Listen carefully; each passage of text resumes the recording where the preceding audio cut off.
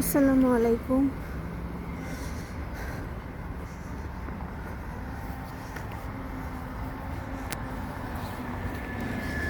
এখন ভোর 6টা বাজে।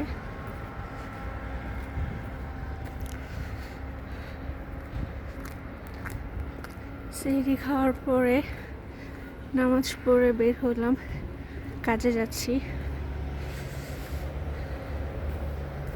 ভাবলাম আপনাদের সাথে একটু শেয়ার করি।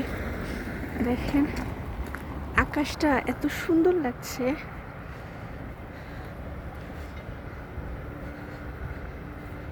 নীল, একদম নীল, মাঝখানে একটু লাল লাল, একটু সাদা,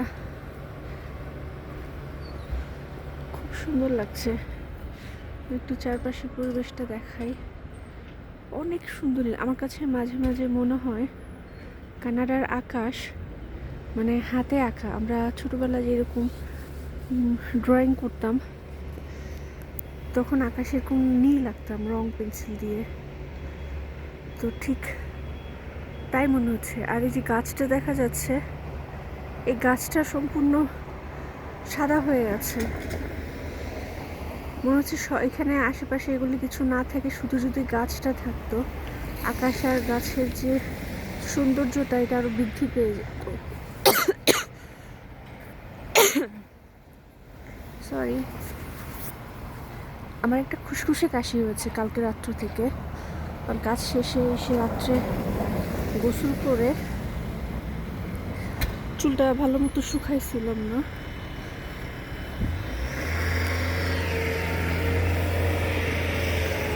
এই জন্য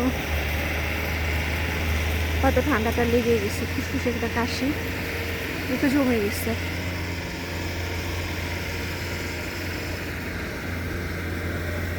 মাশাআল্লাহ কত সুন্দর লাগছে আকাশটা। আকাশটা দেখেই মনটা ভরে যায়। স্নো নাই, বাট ভালো একটা ঠান্ডা আছে। আজকে কত চলছে এটা দেখি নাই। দেশে থাকতে এরকম ভোরে সচরাচর উঠা হতো না, আগে উঠা হতো একদম ছোটোবেলা কি ইন্টার পর্যন্ত খুব ভোরে উঠা হতো। জ্ঞান হওয়ার পর থেকে সকালে উঠে মার সাথে সাথে, মা অবশ্য ঝাড়ু দিয়ে পিঠায় উঠায় ফেলতো, যাই না কার বা মা এরকম করছে, আমার মা করতো। আমরা যত ফ্যামিলি ছিলাম, ফুফাতো ভাই বোন সবাইকে আম্মা ডেকে তুলে ফেলতো, উঠে ফজর নামাজ পড়িয়ে তারপর কোরআন শরীফ পড়ানোর জন্য বসতো। একলা ফেতার কোরআন শরীফ পড়ে মানে কায়দা সিপারা এগুলি পড়ার পরে কোরআন শরীফ বসতো, বাট সকালে উঠতে হতো। মার কাছে আমরা সবাই কোরআন শরীফ পড়া শিখেছি।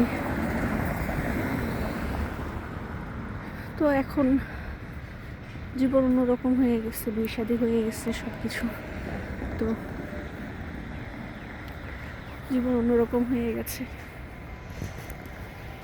এখনও কোনো শরীফ পড়ি না যে তা না, যেদিন কাজ না থাকে একটু আগে আগে পড়তে পারি কোন শরীফ। আর যেদিন কাজ থেকে এসে যত কষ্টই হোক চেষ্টা করি পড়ার জন্য।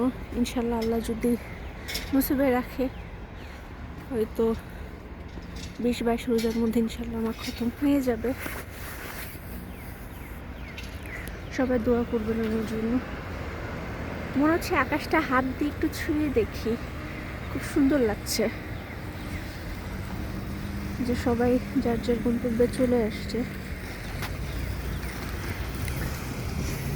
কেউ ফ্যামিলির মানুষজনকে পৌঁছায় দিতে আসছে, কাজে যাবে যারা একটু বেশি দূরে থাকে।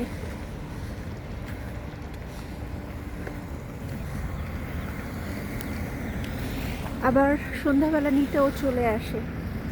যে এটা হচ্ছে পার্কিং, এখানে দাঁড়া একটু বের হয়।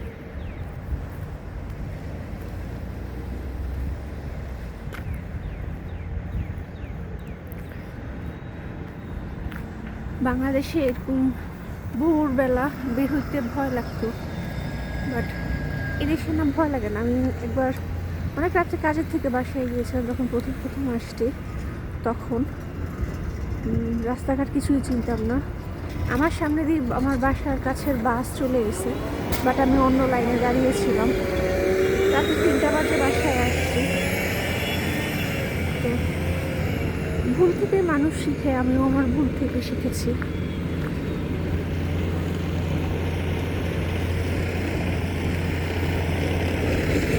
মানুষের শেখার কোনো শেষ থাকে না, বৃদ্ধ বয়সে যেও মানুষ শিখে। যেমন আমি এখনও শিখছি অনেক কিছু, মানুষ চিনছি নতুন করে, কেউ কীরকম, মানে কাছের মানুষকেও আমি চিনতেছি যে এদের মনের ভিতরে কী চলে, যেটা হয়তো আগে বুঝতে পারিনি, বাট এখন বুঝতে পারছি। এখন এই বোঝাটা আমার জীবনে অনেক কাজে দিবে আমি আশা করি।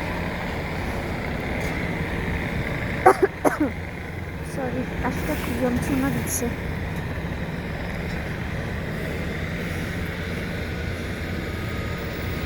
বাংলাদেশে এত ভোরে এত মানুষজন দেখা যায় না, বাট এখানে ভোরবেলার থেকে যারা দূরে কাজে যায় 1 ঘন্টা 1.5 ঘন্টা দূরত্বে, তাদের আগে বের হতে হয়।